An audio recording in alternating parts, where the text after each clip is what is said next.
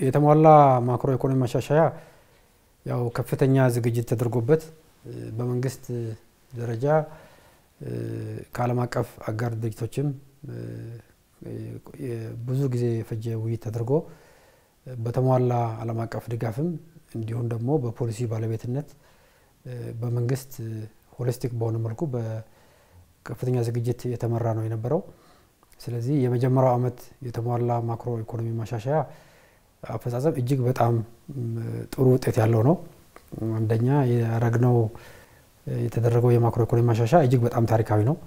የውጭ ምንዛሪ ገበያን ግብይትን ለገበያ ተመንም ለገበያ መተው በገበያ የሚወሰን መደረጉ የመንግስት የበጀት ጉድለት በብሔራዊ ባንክ ቀጥታ ብድር ማይሸፈንበት የፊስካል ፖሊሲ እንዲሁም የአዲስ የሞኔታሪ ፖሊሲ ተግባራዊ ማድረጋችን ኢንቨስትመንትን የሚያበረታቱ የተለያዩ የህግ ማሻሻያዎች ማድረጋችን እንዲሁም የመንግስት ልማት ድርጅቶችን ውጤታማነትን እና ኢንቨስትመንትን ለመሳብ ባለው መልኩ በመንግስት የተሰሩ ያሉ ስራዎች በአጠቃላይ አንድ ላይ በመታይበት ጊዜ እጅግ በጣም ከፍተኛ ውጤት የተገኘበት ያለበት ነው ማለት ይቻላል። የመጀመሪያው አመት አሁን ሊጠናቀቅ አንድ ወር ነው የሚቀረው ከበጀት ስራታችን አንፃር በአጠቃላይ እስካሁን ድረስ ያለው አፈጻጸም እጅግ በጣም የሚያበረታታ ነው።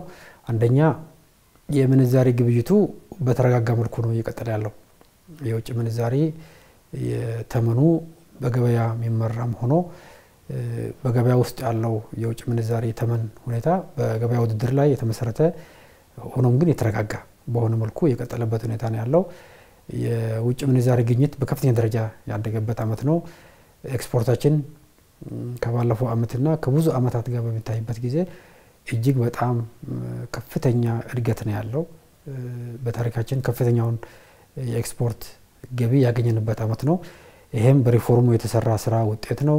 እንዲሁም በምርታማነት ረገድ በግብርና ዘርፍም እንዲሁም በማዕድን ዘርፍ ልማትም የተሰሩ ስራዎች በሌሎች ዘርፎችም የተሰሩ ስራዎች የልማት ውጤት ነው። ስለዚህ የልማት ስራዎቻችንና የሪፎርማችን ውጤት ነው ማለት ይቻላል። እጅግ በጣም በተደራጀ መልኩም የተመራ ያለ ነው። የኤክስፖርት አፈጻጸም አመራር ሂደት በጣም ጠንካራ ነው።